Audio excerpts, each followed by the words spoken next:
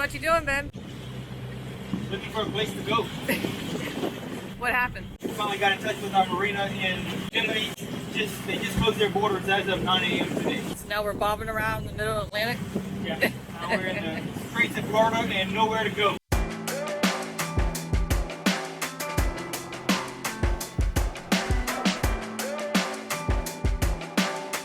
This time on Acadian, we make a last-ditch effort to make it to the Bahamas. A few hours into the trip, we find out that the borders were closed that morning. So we make a U-turn and head back to the anchorage in Key West. A little bummed about our cruising plans being put on hold, but there's an upside, as now we have all day, every day to fish. Enjoy the video, and remember to like and subscribe. So what's our plans from here? Sit and wait. That's all we can do. And like it's effective. Like right now, we can't go anywhere. Yeah. How long was the Key West ordinance supposed to last? Did the dock master say? I don't know. There's no date. It's closed. Yeah, they just kind of did that at midnight. And we woke up and everything was closed. I don't know what to say. We're gonna go back to Key West. We're gonna anchor out. We're gonna start doing some research. It's all right. It's a good anchorage. It's a good spot for us. There's plenty of room. Go hang out. Go fishing. We got to go sailing today. That's nice. Yeah. Doing pretty good. 6 knots. Not bad. Trying to catch a fish. You ain't catching a fish like that. Who's gonna take the seaweed off? We got a fish! We ain't got them yet. We hooked them.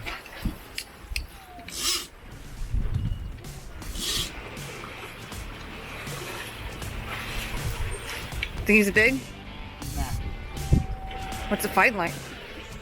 No clue, but it's a big fish. I think it might be a big tuna or something. It's not coming up. Woo!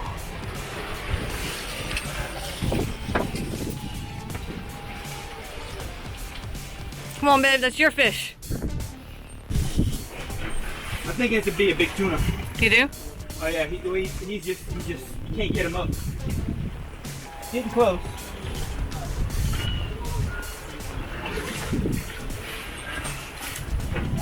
I see him. Do you? I think so, yes, he's blue. Out here. See him? No. That is a big fish, dude. Oh, he's almost here. Yeah, we can slow this boat down. How? Start turning it into the wind. Hold on. Never mind.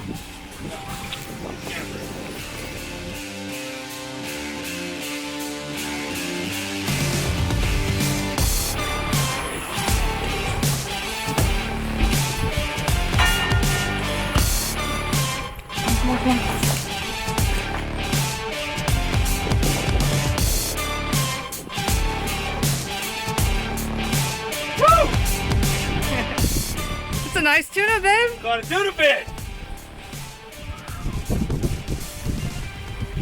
Put him in the boat before he flips out. No, don't put him there. I got him.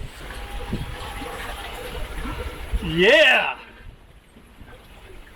Now where are you gonna clean him at? Right here. We did our research and figured out what kind of fish it is. Yeah. What kind of fish is it, babe? Thought it was a blackfin tuna, but after we did the research and we looked at all the different markings and caught a big eye tuna.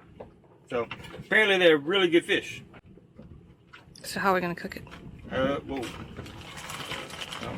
We like tuna in all different kind of ways. You see there is a blood track in here.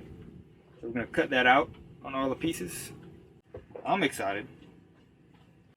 So that's a blood vein that runs down the spine of the fish. You don't want to eat that. Cut that out. You catch a fish with blood vein in it. It's gross. What? Why don't you eat it? I mean, you could eat it. It's just like, it's almost like just coagulated blood, you know? Hey. I mean, if you like blood, then go for it. So what you eating there, baby? Some sashimi. Sashimi? What kind of sashimi? Big eye sashimi. It's a big eye sashimi? That freaking tuna is good, man. It's really good. Yeah. Yeah, so we just cut a few pieces off of one of the steaks, and then we got some wasabi, some lemon, some of Jerrod's famous peppers, and some soy sauce. And really, it's good without the fixings. You could eat it just like it is. I'm hating on your peppers, babe, but Yeah, they look spicy, I know. just the tuna and a little bit of soy sauce. Delicious. Damn right. Alright, I gotta get me some more tuna. With all international borders closing and increasing regulations being implemented in the United States, we decided the best thing for us is to stay in Key West. So, to minimize our time ashore, we do lots of fishing. What you making, babe? I told you to start. Fish. What kind of fish is that? Mangrove snapper. It's a mutton snapper. There you go. Yeah, so really awesome fish we caught the other day. What'd you catch, babe? I think I got a mutton snapper. Whoa, don't let him stop the boat. There we go. Check them out. How beautiful that is. Pretty fish. Yeah, it's gorgeous. Alright. Dinner.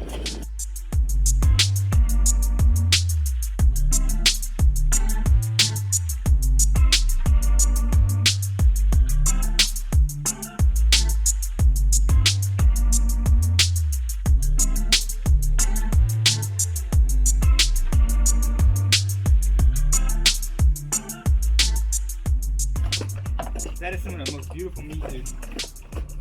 Snapper is just gorgeous fish. Alright, so let's talk fishing. One of my favorite subjects, especially living on the water. I love to fish. I grew up in South Louisiana where we caught all different types of fish and we used all different types of fishing techniques. Holly and I mainly fish to catch dinner. One decent sized fish will feed the two of us for a pretty extended period of time. So anyways, let's talk offshore fishing because that's my favorite. I love to fish offshore. I love catching big fish. Just the challenge of catching a big fish is, yeah. When you hook a big fish, the adrenaline starts pumping and it doesn't stop pumping until you get that fish on the boat. It's an awesome feeling. It's really great. And then once you catch the fish, you know, you get to clean it and have really good fresh fish. The types of lures that we like to use is something with a big spoon on the front of it. Something that'll dive really deep. We're very successful in fishing because we try and present the lure to the fish at the depth of the water the fish is in. You know, if you pull something on the surface of the water and they're tuna fish, you know, say 40 foot below the surface, it's very unlikely they're gonna come up to eat that bait or that lure on the surface. But if you troll with a lure that dives 30 feet, you know, and the fish are 40 feet, you're closing that gap between the lure and the fish, and you have a lot more likely chance of catching one. So this is one of the types of lures that we use. We find that the gold color lures are very successful. The last fish we caught was actually on this guy. This is the same lure, just a different color, and it's a little bigger too. But it's a blue with a silver bottom. Real shiny, something that's really shiny and glossy and shows up really easily visually to the fish. You know, and it's very important that the lure acts like a bait fish. Another really good technique, and this is a technique that we use whenever we do fish with a lure that trolls on the top of the water, like this plug. Now, we have had success with cedar plugs. That's what this is. And if you look closely, you can see all of the teeth mark on this guy.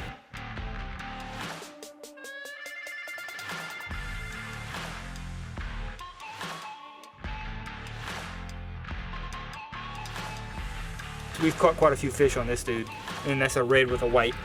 That's also a very good color scheme, the red head with a white body. If I'm gonna fish with this cedar plug, I'm also gonna pull something behind the boat that is an attractant, something that makes the fish come to the surface to see what it is, right? These little birds, whatever you call them, they spin in the water and they splash and can make a bunch of turbulence at the top of the water right behind the boat in the wake. The boat itself is also a fish attractant device. Pulling some of these behind the boat and then pulling the plug behind it, a little bit behind it, is a really good technique if you don't have something that's going to dive really deep. Get yourself a FAD, fish attractant device. Boat is the #1 fish attractant device, but it doesn't hurt to have additional lures in your arsenal. Something else you're going to need if you want to catch really big fish offshore is a really good fishing reel, which I have something that's mediocre in my opinion. The reel that we're using is mediocre. And I have to say, I think we were very lucky in catching that tuna. You saw earlier in this video, something actually came up and bit him, like around his spine, maybe a barracuda or something, and I think the fish got paralyzed. You can see in the video when I pull him out of the water and I grab onto him, he's not moving at all. So I think he got paralyzed, which is the only reason. He popped out of the water on the surface and I was able to reel him up to the boat really quickly. And I got lucky that that barracuda or whatever it was didn't bite him in half. Would have lost a big part of the fish. The reel that we caught that fish on is a pin. It's just a 40 LD. It is an offshore reel. In my opinion, we do need something that's better. This is what we have. I can't really afford to buy something bigger right now. We're taking the risk of possibly losing a good fish by using this reel, but it's either use this reel or we just don't fish. I also have another pin reel. It's a little smaller in size. I've also caught a lot of big fish on this guy. It does really well. One of our techniques for catching fish, big fish, whenever we do hook them, is to first slow the boat down. So if you can slow the boat down, and if you have to, if you can, even back the boat up, back down towards the fish, that way you can gain some line on them. All right, so that's our offshore fishing game. If you enjoyed hearing about the gear and techniques we use to catch fish offshore, let us know in the comments section. If we get enough likes, we'll include more content like this in our upcoming episodes, like the gear and techniques we use to catch fish inshore.